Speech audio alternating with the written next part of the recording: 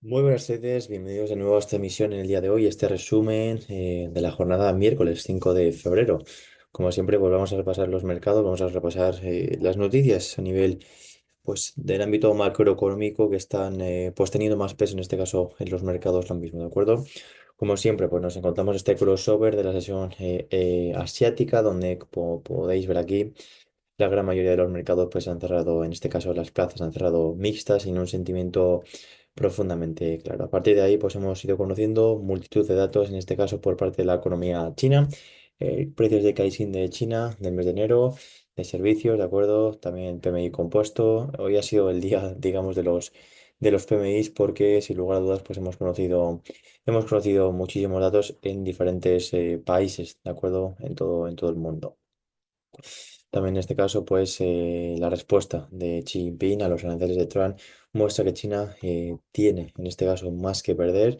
Aquí vemos lo que afectaría a China y lo que afectaría a Estados Unidos debido a esa bueno, contramedida, ¿no?, que ha utilizado China con un poco de, no decirlo miedo, pero no ha sido de la intensidad que lo ha hecho en este caso, pues Estados Unidos, ¿de acuerdo?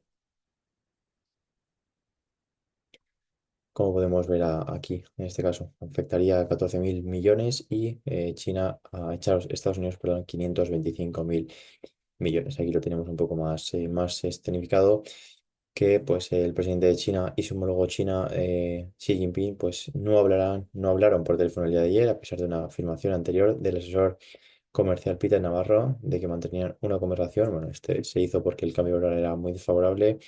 Trump dice que no tiene prisa por hablar con Xi Jinping en China en medio de una nueva guerra, en este caso arancelaria. También por parte del Servicio Postal de Estados Unidos, que está suspendiendo la entrada de paquetes desde China y Hong Kong. Luego vamos a ir actualizando también esta noticia. También por parte de Trump, que reimpone la máxima presión sobre Irán y pretende reducir a cero las exportaciones petroleras. Dice que Estados Unidos tomará el control, en este caso también, de la franja de Gaza. Como decíamos, por multitud de resultados, en este caso también por parte de Santander, mejor de lo esperado. Llegó a subir un más 8% en la sesión, ¿de acuerdo? Algunas declaraciones de Guindos, del Banco Central Europeo, multitud de resultados, como vemos, Haseko, perdón, en este caso, Klein. También tenemos aquí los de Credit Agricole y China, que está considerando investigar las tarifas y prácticas de la tienda, en este caso del Apple Store de Apple. Tenéis aquí este Morning Call, de acuerdo, con el resumen de todo lo acontecido en la sesión asiática, europea y el repaso de la sesión americana el día anterior, también con los gráficos más en detalle y, como decimos, pues multitud de PMIs que hemos conocido, PMIs en Alemania, ¿de acuerdo? También hemos conocido pues también los de China, que lo hemos comentado anteriormente, ¿de acuerdo? También, pues, el Banco Central Europeo que prevé un crecimiento salarial del 1,5% en el cuarto trimestre de 2025 frente al 5,3% del cuarto trimestre del año 2024. China, pues, que ha retrasado o redirigido 600.000 toneladas de importaciones de trigo, también a nivel, pues, político, geopolítico, importante ese movimiento y algunas declaraciones de Trump que ha dejado, dice que preferiría mucho más un acuerdo de paz nuclear verificado que permita a Irán crecer y prosperar pacíficamente.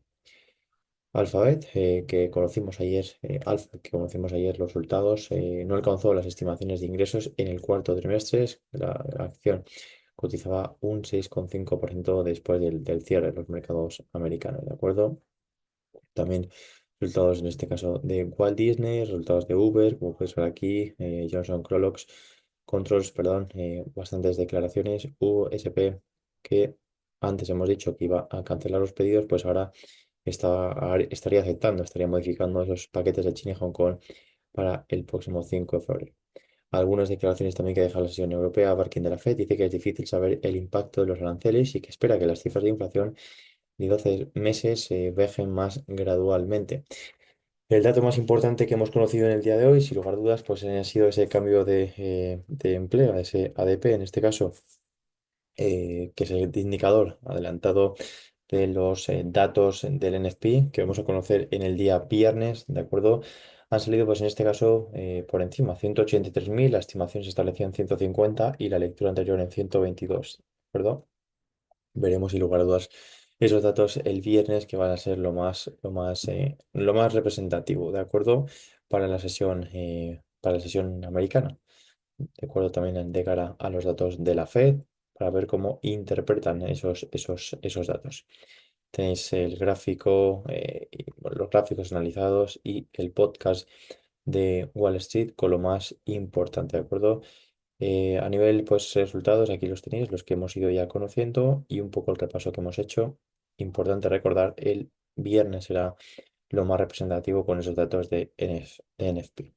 Hemos empezado la sesión, como podéis ver aquí, americana, con diferentes y multitud de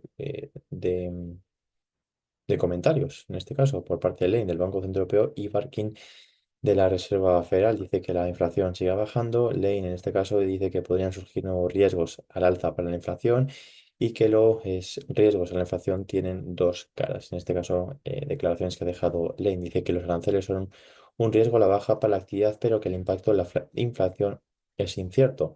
Conocimos PMIs, en este caso en Canadá, PMI de servicios en Estados Unidos que se mantuvieron por encima de la lectura anterior y importantes los PMIs, en este caso que hemos conocido en la economía norteamericana, PMIs no manufactureros del ISM, digamos que este es el más representativo, ¿de acuerdo? Salió por debajo de la lectura anterior y de la previsión del mercado en los 52,8 puntos. A partir de ahí, pues también conocimos los inventarios de petróleo crudo de la AIE que salieron en bastante, ¿va de acuerdo? Salieron muy por encima de la previsión del mercado y la lectura anterior. Eso hizo que pues, la cotización se hundiese un poco más.